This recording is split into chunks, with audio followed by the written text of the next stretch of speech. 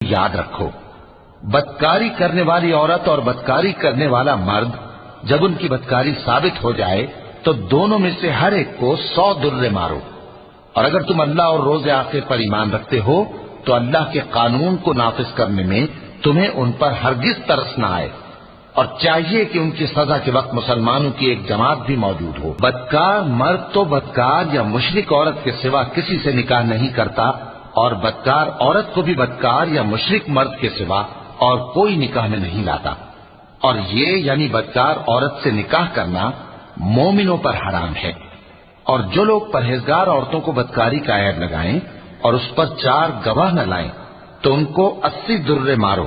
اور کبھی ان کی شہادت قبول نہ کرو، اور یہی بد کردار ہیں۔ ہاں، جو اس کے بعد توبہ کر لیں اور اپنی حالت سنوار لیں تو اللہ بھی بخشنے والا ہے، مہربان ہے۔ اور جو لوگ اپنی بیویوں